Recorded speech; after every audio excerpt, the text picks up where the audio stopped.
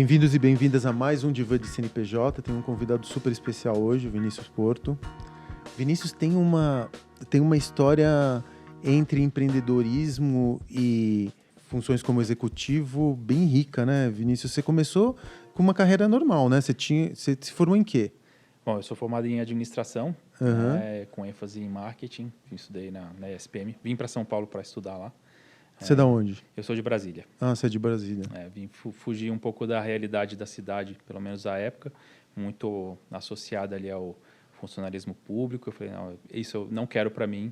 Então vim para São Paulo para Brasília é uma estudar. cidade bem particular, né? Bastante, muito peculiar, né? Hoje mudou um pouco. Eu vejo um movimento empreendedor mais forte lá do que na minha época, né? Eu vim para São Paulo em 98. Mas antes disso era um mindset de concurso público, passar, me aposentar, né? Eu trabalho muito mais como um meio do que alguma coisa de realização, né? Então isso eu sabia que eu não queria para mim. E você veio sozinho para São Paulo ou você veio com a tua família? Não, foi curioso. O meu pai veio um pouco antes. Então, meu pai era um funcionário público que também empreendia. O que ele fazia? Ele teve uma videolocadora, né? Isso há muito tempo atrás. Você cresceu dentro de uma videolocadora? Cresci dentro de uma locadora. Que privilégio. Piscina, né? Crescer dentro de uma videolocadora e hoje ser diretor de marketing do Cinemark. Pois estava escrito, né? Estava escrito. Eu cresci dentro de uma videolocadora, mas como cliente. Pois eu tinha a vantagem de poder pegar quase qualquer filme, né, a qualquer instante, desde que, obviamente, não ferrasse o cliente, né? Então, a prioridade eram eles. Então, os lançamentos tinha que segurar um pouquinho, mas tive acesso a muito filme, né? Isso 85 até mais ou menos 90. Você era meio que criança, adolescente. Criança, né? E aí o meu pai entrou num plano de demissão voluntário do governo, estava cansado do funcionalismo público. Eu acho que isso naturalmente me influenciou muito também, acompanhar essa insatisfação dele. Então, ele veio para São Paulo antes, né, veio desbravar. Então, ele chegou aqui em 95 para 96. Com a cara e coragem. Ele veio para fazer alguma coisa, não? Ele veio... Separado da tua mãe? Ele é separado da minha mãe, né? Então, ele comprou parte de uma empresa que ele conhecia, da época dele de funcionalismo público. Ele trabalhava com uma parte de financiamento da produção. Então, indústria agrícola, basicamente. Então, ele comprou parte de uma empresa, investiu todas as economias de uma vida e deu tudo errado. Que isso acontece na vida dos empreendedores. Mas, graças a ele ter vindo e, eventualmente, tendo dado tudo errado nesse início, foi o que abriu as portas para eu vir também. Porque, ainda que eu acho que meus pais tinham uma visão diferente da maioria dos pais dos meus amigos, vir para São Paulo talvez fosse uma realidade um pouco distante. Então, ele estando aqui, ainda diante de todas as dificuldades, acho que ele entendeu o que era, né, estar numa cidade maior, que te trazer outras oportunidades. E eu tinha claro para mim que eu queria trabalhar na área de marketing. Eu não sabia se mais de um lado criativo, mais agência ou mais empresa. De criação, exatamente. Empresa. Então, foi muito natural, né, ter vindo para cá. E eu brinco, foi um êxodo quase inverso que é meu pai. Meu pai veio, né, então separado, eu vim, minhas irmãs vieram, tenho mais 2 irmãs no meu casamento. E a minha mãe estava aposentada em Brasília, falou, não quero ficar aqui sozinha sem filho.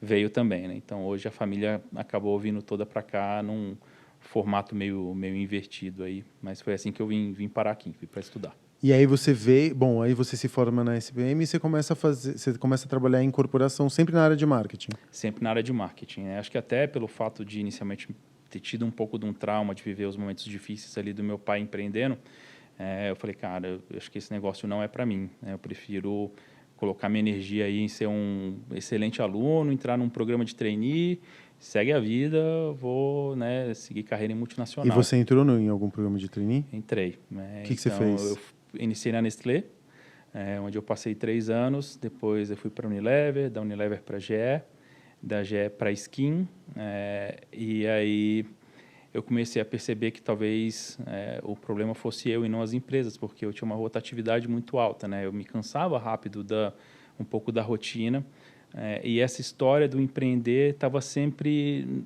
no fundo ali, me provocando de alguma forma. E aí, mesmo com o trauma do teu pai, né? Pois porque, cara, eu também tenho uma história parecida com a tua. Eu fui trainee também, trabalhava 2, 3 anos em cada empresa e mudava, mas eu nunca quis empreender. Porque, primeiro, que nem se falava em empreender na época que eu comecei a empreender, era ter seu próprio negócio. E a narrativa de sucesso da gente, da nossa geração, era ser executivo. Sim. Não era ter o seu negócio. E Sim. hoje se inverteu um pouco, né? Totalmente. E o empreender, para mim, assim, existia uma vontade, mas existia um medo muito grande, né, até em virtude de todo esse histórico. A locadora também deu certo por muitos anos, mas em algum momento começou a ficar um negócio muito difícil. Então, também foi um negócio que a gente eventualmente precisou fechar. Mas o que me impulsionou mesmo a empreender, na verdade, foi uma demissão. Foi a mesma coisa. Se eu não tivesse sido demitido, eu jamais teria empreendido pela primeira vez. Pois é, porque te dá um certo buffer ali, um conforto de um colchão financeiro, de uma rescisão. Eu estava com 29 anos, eu falei, cara, eu tô com 29, sem esposa, nem namorada, nem cachorro. Exatamente o que aconteceu comigo, velho. 29 anos, demitido depois de 5 anos ou 4 anos trabalhando numa empresa grande. E aí, com essa grana, eu falei assim, eu tenho dois caminhos. Ou eu dou entrada no meu apartamento, ou eu invisto no meu primeiro negócio. E assim foi que eu montei meu primeiro negócio. Foi exatamente a mesma coisa. Eu só tenho uma diferença que eu já tinha dado a entrada no apartamento, então eu tive que desfazer do apartamento. Você se desfez disso. Não, eu não cheguei a me desfazer totalmente, mas eu também dei a sorte, assim, eu aluguei o apartamento, eu falei, bom, ele se paga com o próprio aluguel. E aí fui morar com a minha mãe de novo. Porque assim, a realidade de empreender nesse formato solo é bem diferente da realidade do receber o investimento, né? Não tinha nada disso, cara. Assim, como você falou, empreender, aliás, era uma opção quase para aquele que não deu certo. Então, a gente nem falava de empreender, não existia essa categoria, a gente falava de montar o seu negócio e era sempre aquele tio que tinha uma retífica, tio avô que tinha um bar. Não era aquela coisa, a pessoa que não tinha dado certo mesmo, ela tinha que montar o seu próprio negócio, né? Era bem essa narrativa mesmo. Exatamente. Eu me lembro que quando eu falei pro meu pai que eu ia montar o meu primeiro negócio, que foi o Vegas, ali na Augusta, meu pai olhou para mim com uma pena, cara. Ele falou, puta, meu filho não deu certo. Me ferrei. Não, os meus, ele falavam, você tem certeza? Meu pai assim, também, mesma aproveita, coisa. Meu pai se movimenta, porque é um movimento mais natural, né? Se recoloca rápido, recoloca fácil, tem um histórico legal, né? Que dá trabalho também, né? Você precisa se colocar à disposição para fazer entrevistas, montar o seu currículo. Isso exige energia, né? Muita. E aí acho que é uma decisão mesmo de dar uma chance, né? Então eu falei, se eu não fizer isso agora, dificilmente eu vou fazer depois. Acho que existem algumas janelas de oportunidade mais tranquilas, né? E eu acho que essa foi uma que eu soube aproveitar bem, porque eu coloquei um pouco do meu limite também, de tempo e de grana. Eu falei, bom, eu vou correr esse risco. Quanto dinheiro que eu posso queimar? Posso queimar tantos R$1.000. Então, vamos para cima. E se der errado, aí eu volto para o mundo executivo, tento alguma coisa nesse sentido. Ou às vezes você vai tentando fazer as duas coisas na paralela, né? Continua procurando trampo, mas ao mesmo tempo vai desenvolvendo o teu negócio, enquanto esse negócio não existe e começa a sugar toda a sua energia, né? Exatamente. E isso é muito importante para quem está nos ouvindo. Na hora de empreender, é essa janela de oportunidade que você tem que procurar. Porque o desespero de você ter que abrir um negócio, todo negócio tem um tempo de maturação, ele demora para começar a dar retorno do investimento que você fez. Muitas vezes as pessoas falam assim, não, vou largar meu emprego para empreender porque eu acho que eu vou ser livre ou vou ser rico. E aí a gente dá risada, né? Porque a gente que já passou por isso. Não estou dizendo que não é uma delícia, muito bom, É muito bom. A gente estava conversando aqui, você também tem saudade do tempo em que você estava empreendendo. Mas quando você tem filhos e tem uma filha que demanda estabilidade, é muito mais difícil, né? São as janelas mesmo. São 30 e 50. 30 quando você ainda não montou a família nuclear, né? E 50 quando você provavelmente já conseguiu, se você tem um pouco de sorte, construir um colchãozinho ali, ter uma janela, e aí você já está cansado dos 20 anos de tanta estabilidade. Aí eu acho que são as melhores idades para você montar um negócio. Acho que uma é excelente, porque a gente tem uma energia que precisa ter, né, para empreender. Mas a outra tem sabedoria e experiência de vida. Exatamente. Né? Então você consegue enxergar alguns Você faz mais com menos energia. Que é o lugar onde eu me encontro hoje. Eu falo, hoje eu faço mais com menos. No começo já não é força bruta, né? É força bruta e muita tentativa e erro. Só que isso se dispersa muita energia. Exatamente. Nessa coisa de, vou hustling, tentando dar cotovelada e sobreviver. É uma coisa muito de uma energia de leão jovem, de leoa jovem, que às vezes é contraproducente. E aquele de, assim, vai executando, né? Assim, menos um olhar de planejar muito, assim, cara, vamos para cima, vamos tirar esse negócio do papel. E depois você começa a ter mais maturidade um pouco para isso. E você é muito inseguro, e você não sabe o que você está fazendo, e você acha que ser chefe é dar ordem, e você fica microgerenciando tudo. Como o tempo não é uma questão quando você é muito jovem, e começa a ser uma questão quando você amadurece, né, porque você tem outras prioridades além do trabalho, você perde muita energia em coisas que não vão trazer nenhum tipo de retorno, seja financeiro, seja de experiência para o cliente final. São trocas que você faz. E aí você monta Por Que Não? E aí eu monto a Por Que Não, é uma empresa, um estúdio de produtos digitais, principalmente construir aplicativos, mas isso eu estou falando de 2010, quando a gente começou, a penetração dos smartphones estava na casa de 5%, 6%, era muito pequena. Mas o insight, assim, a ideia veio... O primeiro iPhone já tinha sido lançado? Tinha sido lançado. Era iPhone 2 ou 3? Não, era o iPhone. O primeiro. Aliás, desculpa, era o 2. Eles chamavam de 2. Mas no Brasil a maioria ainda era desbloqueado, usava o jailbreak, então ele funcionava mais ou menos. Mas essa foi um pouco da curiosidade. Quando eu segurei um iPhone a primeira vez, que era um iPhone desbloqueado, ainda que a experiência não fosse melhor, eu falei, cara, esse negócio vai mudar tudo. Então, existia uma visão de como que a web já tinha pavimentado muito da estrada para as empresas, a relação entre empresa e consumidor. E quando eu olhei para o smartphone, eu falei, isso aqui é mais poderoso, porque esse é um negócio muito individual. O meu computador eu compartilho com quem quer que seja. Esse aqui não, esse aqui anda comigo no meu bolso. Então, eu entendi que ali existiria uma mudança na ordem do protagonismo, né? Então, eu entendi que as marcas seriam muito menos protagonistas, seriam mais prestadoras de serviço, né? E o consumidor estaria mais no centro dessa estratégia. E aí, com essa visão, com essa proposta de valor, eu fundei a Por Que Não e fui para o mercado, dando bastante sorte também, porque eu acredito que faz parte, né? E às vezes a sorte, claro, você ter o preparo, mas estar no lugar certo, na hora certa.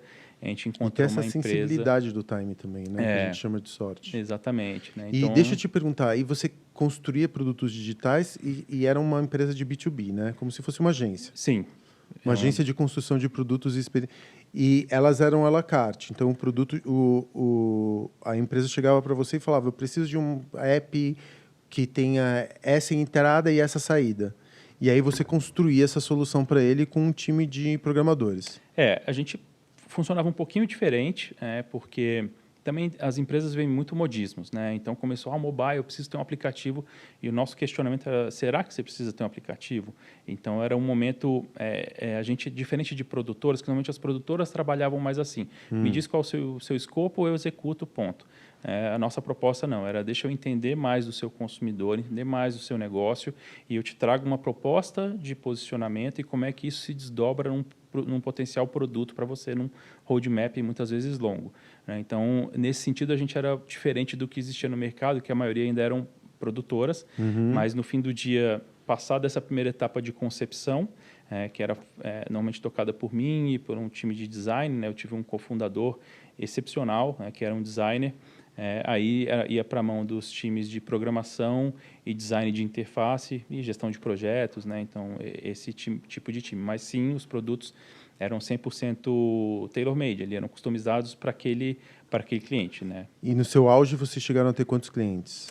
A gente chegou a operar com mais ou menos uns 12, 13 clientes. Simultâneos? Simultâneos. Construindo produtos para cada um. Sim, e a gente também veio também das cabeçadas, né? Quando eu comecei, eu não tinha exatamente claro um modelo de negócio. Acho que eu tinha mais uma visão do que eu queria construir. Então, a partir de determinado momento, eu comecei a valorizar e procurar mais clientes que queriam um relacionamento mais duradouro.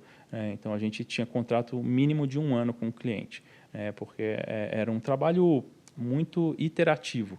Então, lançar o seu produto era o começo da jornada, e isso também era difícil de explicar para os clientes no começo. Então, a gente precisava colocar rápido o produto para a gente aprender com ele e depois seguir desenvolvendo e implementando outras funcionalidades que a gente tivesse eventualmente mapeado. Então, desses clientes, a maioria tinha contrato de 1, 2 anos com a gente. Como que você precificava isso, Vinícius? Essa é uma boa pergunta. No fim do dia, era um pouco de horas, quantas horas e quantas pessoas estavam envolvidas naquele projeto. Mas você consegue calcular isso sem ter a complexidade do desenvolvimento que vai ser necessário? Isso é muito difícil, por isso que isso também foi uma migração do nosso modelo de negócio. No começo a gente trabalhava com o que a gente chama do escopo fechado, a gente tentava delimitar o que era exatamente o escopo, que já é um grande desafio, e depois é aquela corrida para entregar dentro desse esforço que você previamente estabeleceu.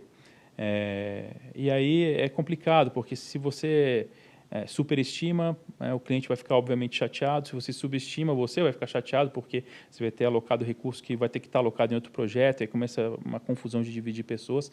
Então, num segundo momento, quando a gente migra para esse formato dos contratos fixos, a gente vai para um modelo que no mundo da tecnologia é mais conhecido como time and material, né? Onde o escopo é aberto e o time é seu. Então, não existe esse risco mais de errar o esforço estimado, né? Então, a gente ia trabalhando com aquele time dedicado para aquele cliente, ia planejando com antecedência, discutindo os sprints, que ficaram muito famosos, né? Então, a gente vai entregar o quê em quantos sprints, qual que é o próximo sprint, e assim o cliente também acompanhava a evolução. Quando você aloca muita energia para entregar num determinado prazo. Isso, o que você vai entregar, normalmente os sprints variam de tempo, né? Mas a gente trabalhava com sprints de 2 semanas, né? E a gente definia o que ia ser construído naquelas 2 semanas. Então, nas próximas 2 semanas, eu vou construir a sua área de login e a sua área de minha conta. Vamos supor que seja isso. Então, a gente fazia essa entrega depois de 2 semanas, o que não necessariamente era um produto que ia para o consumidor final. Mas chegava um determinado momento onde uma soma de sprints já era um produto minimamente viável para ser colocado para o consumidor final. E aí a gente fazia esse lançamento e depois continuava falando, bom, e o próximo sprint? Agora a gente vai testar essa funcionalidade. Entendi. E aí, com o produto na rua, a gente também começava a aprender com os dados que a gente vinha coletando dos usuários, falando, aquele feature que a gente tinha pensado desse jeito não está funcionando. Então, a gente precisa reprogramar esse sprint e a gente vai priorizar essa funcionalidade porque ela vai ser mais assertiva. Então, o trabalho de construir um produto digital, ele é infinito, né? Assim, vai por iteração e refinamento ele nunca se acaba. Ele está sempre numa versão, né? Exatamente. E onde você aprendeu tudo isso? Porque não foi na SPM. Não foi na SPM. Foi fazendo, né? Assim, honestamente, acho que o que eu tive... O teu sócio tinha alguma experiência com tecnologia anterior? Nenhuma. Porque para você construir time, alocar hora homem, fazer escopo, desenvolvimento de produto, isso você não tinha nenhuma experiência pregressa? Nenhuma. Caraca. Foi muito dando cabeçada mesmo. E, de novo, contando com a sorte de encontrar pessoas que foram muito importantes ao longo do caminho. Clientes muito importantes, né? Que tinham que ser... que você tem que ter um nível de tolerância. Eu que já trabalhei com... Eu já tive uma frustração muito grande construindo software. E construindo app. Bem mais ou menos nessa época, né? Que o mercado estava muito aquecido. Você basicamente entrega aquilo que você acredita que é o futuro da tua empresa... na mão de um terceiro, né? Sim, e isso começou a ser um desafio quando a gente iniciou. Altíssimo.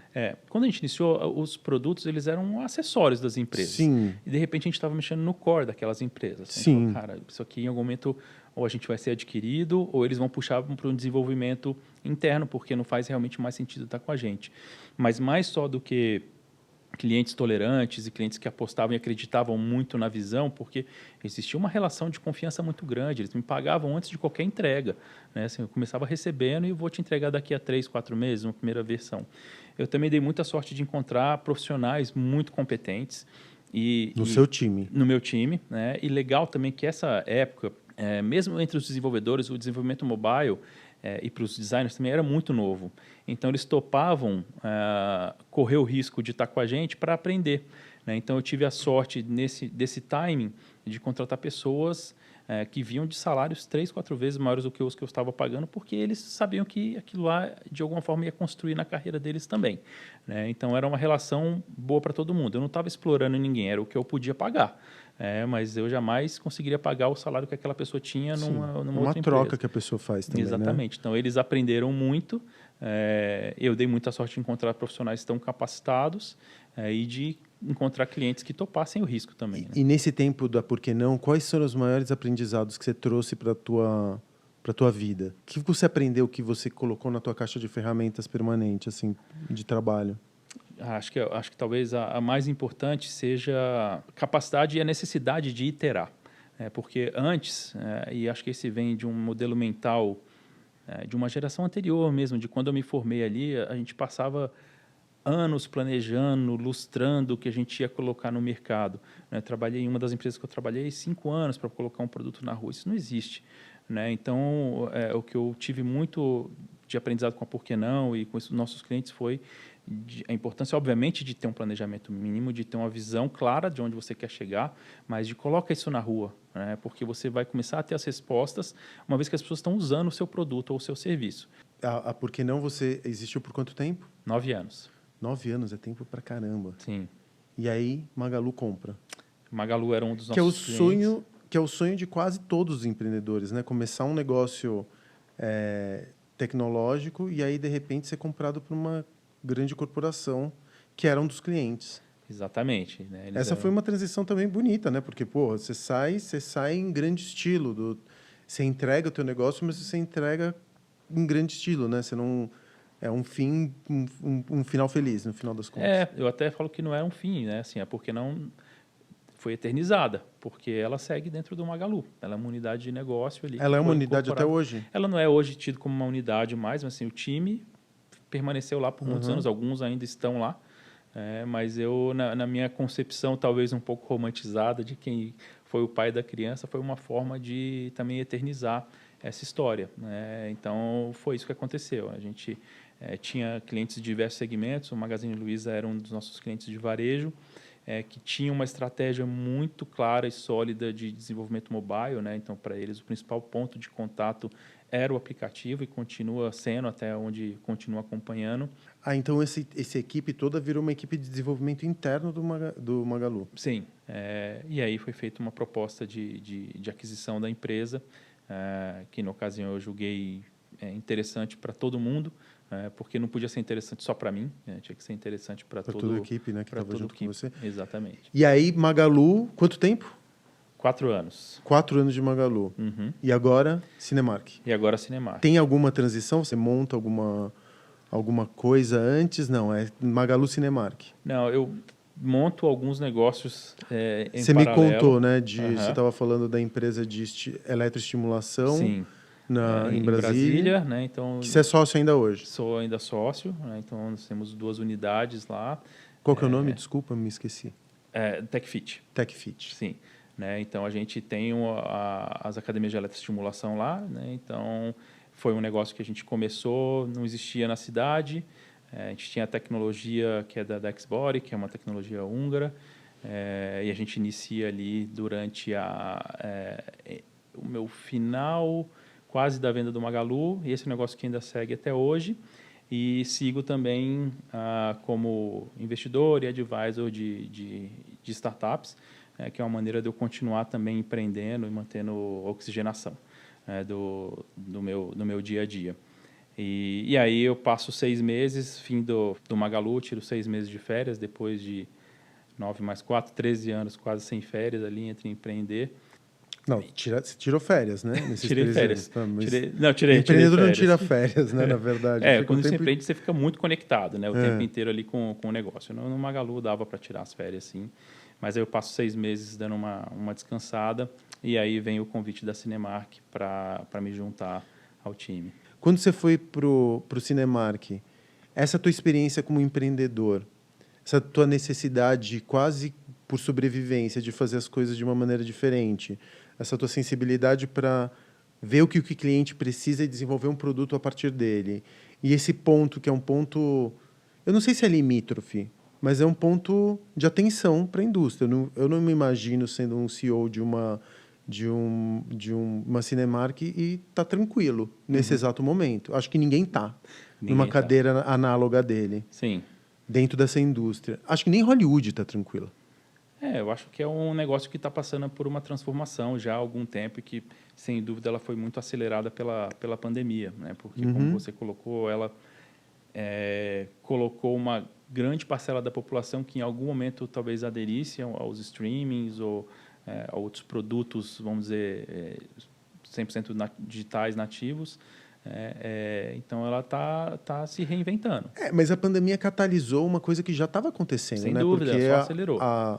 Porque a queda de público já vinha de muitos anos, né? Na realidade, não. Não? Estava subindo? Sim, 2019 foi um ano muito, muito forte para o cinema. Um pouco por conta também das grandes Sem franquias, dúvida, né? Por sem conta dúvida. até da história da Marvel, né? Dos super-heróis, que levou um fluxo gigantesco de gente. Mas agora a gente está passando também por um outro... É isso que me incomoda. Ou não que me incomode. Porque você tem duas coisas. Você tem a experiência do hardware, que é a sala, e você tem o software, que é o filme que está sendo exibido. E você não controla o software. Quer dizer, você pode ter uma inteligência de programação, que eu acho que é cada dia mais essencial. Sim. Mas e se o filme da Marvel vai mal? Eu acho que esse é o trabalho que a gente vem tentando cada dia mais, né, de não depender somente, né, do conteúdo, que é o que a gente não controla, como você bem colocou. Então, a gente busca conteúdos alternativos, a gente busca inovar em formatos. Então, vamos lá, para tangibilizar melhor aqui. Então, a gente não está mais só hoje exibindo filmes, os blockbusters, ou os filmes que ainda não sejam blockbusters, mas o filme tradicional. Então, a gente começa a transmitir eventos esportivos, shows,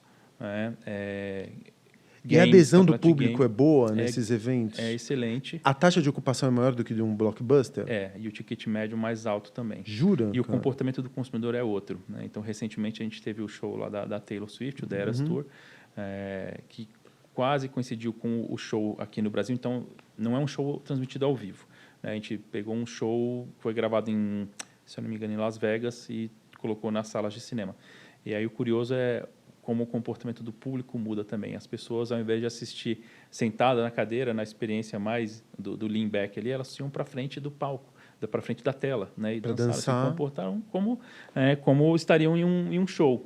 Então, isso muda também as possibilidades para o cinema. Acho que a gente começa a enxergar caminhos que talvez não fossem tão óbvios há 5 anos atrás. Você acha que um erro que o empreendedor comete muitas vezes é se acomodar naquilo que está funcionando e acreditar que o futuro ele vai ser um prolongamento do presente? Especialmente numa indústria tão desafiadora como o cinema, né? Que está fazendo muita coisa, está fazendo a mesma coisa há muitos anos e que recentemente começou a se incomodar e começou a mudar o seu negócio.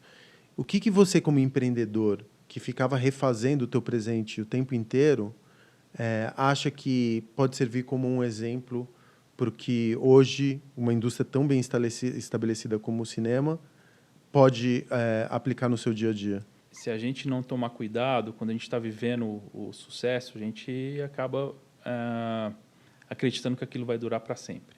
Então, acho que um primeiro ponto que eu sempre fui muito criterioso, e eu carrego isso para hoje em dia, é entender a diferença entre qual é a minha razão de existir e qual é o meu produto e meu serviço hoje. Porque não necessariamente meu produto e serviço de hoje vão ser o meu produto e serviço do futuro. Mas a razão de existir, sim. Exatamente. Então, acho que esse é um ponto de reflexão que eu ficava martelando na minha cabeça sempre e continuo até hoje.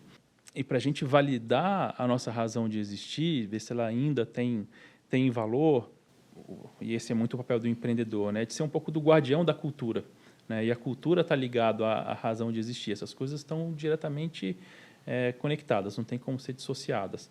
2 pontos de contato fundamentais, que são pessoas. Os seus clientes internos, o seu time.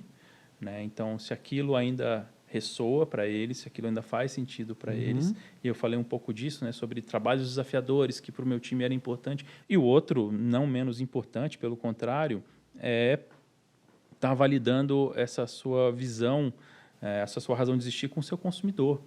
E hoje é muito mais simples fazer do que foi no passado. Quando eu lembro quando eu comecei a minha carreira lá, Nestlé, tudo era super estruturado. Chegar ao consumidor era muito mais difícil. Hoje a gente tem um volume colossal de informação disponível, vamos falar de dados secundários, e a sua possibilidade de interagir diretamente com o seu consumidor é muito real. Seja através de pontos de contato, tipo suas redes sociais, o e-mail que você tem das pessoas que se cadastraram por algum motivo para receber um e-mail marketing seu ou num saque. Mas nada substitui esse contato, esse olho no olho. Então, estar conversando com o seu consumidor para validar o seu negócio, né? E perceber os sinais, por mais fracos que sejam, de que aquele negócio está passando por alguma transformação. Então, acho que muito do trabalho do empreendedor, seja ele intraempreendedor ou não, é de estar nessa provocação contínua, né, de estar se desafiando e estar escutando direto da ponta, porque é muito comum e muito cômodo a gente acabar vivendo uma vida de escritório, né? Estou ali confortável no meu ar-condicionado, achando que eu tenho todas as respostas ali, e você não tem. E a gente tende ao conforto. Quando a gente encontra um conforto, a gente que é muito alimentado por esse caos do dia a dia, né, dos nossos negócios, da correria e esse caos todo que é empreender, quando a gente encontra uma bolinha de ordem, de conforto, a gente tende a ficar nela, se prender nela. E eu acho que aí esse é o grande perigo. De você pegar e se acomodar nisso e partir do pressuposto que o fracasso ou o sucesso são estados permanentes. Sim. E nenhum dos dois é. E acho que tem outro ponto, Facundo, que é muito presente no empreendedor, que e pode parecer uma coisa meio chavão, mas eu também não acho que é. Eu acho que é um lado meio masoquista do empreendedor, que é nesses momentos de dificuldade, onde a gente encontra soluções novas, soluções criativas, e muitas vezes a gente transforma o nosso negócio, né? Então, o negócio vive de várias ondas de se recriar. E como empreendedor, acho que a gente acaba gostando, de certa forma, desse desconforto. A gente fica viciado pelo risco, cara. Fica viciado pelo risco, é uma adrenalina única. É muito doido, assim, porque a partir do momento que eu estou muito confortável, eu começo a definhar. Eu preciso do incômodo para existir como empreendedor. E a criatividade vem disso. Né? De você tentar se colocar em novos lugares, de resolver novos problemas, de você tentar inventar outras maneiras daquele negócio existir. E mesmo de olhar para tudo que você construiu e falar, cara, o que eu preciso fazer para esse negócio não desaparecer? Então, eu acho que a oportunidade está aí. Eu acho que o Cinemark contratou a pessoa certa, Vinícius. Tomara. Tomara que você possa mudar um pouco essa indústria. Ela está precisando de pessoas e empreendedores como você. Eu te agradeço muito pelo tempo, foi delicioso, o tempo voou aqui. Eu que agradeço, Facundo. Ficaria mais umas 2 horas trocando ideia contigo, Vinícius. Tranquilamente também. Muito obrigado pela tua participação. Valeu. Espero encontrá-lo em breve em alguma sala de cinema. Com certeza, vai ser um prazer te encontrar, te receber. Massa, obrigado. Valeu. Bom, vocês acabaram de ouvir mais um episódio do Divã de CNPJ, num ciclo novo, numa nova existência junto com o Nubank PJ. Conversei com o Vinícius Porto, foi uma conversa deliciosa sobre planejamento, a indústria do cinema. E essa conversa está disponível em qualquer plataforma de áudio e vídeo que você quiser. YouTube, Spotify, Deezer, o que você imaginar a gente vai distribuir. Te vejo na próxima semana com mais um episódio do Divã de CNPJ, junto com o Nubank PJ. Muito obrigado.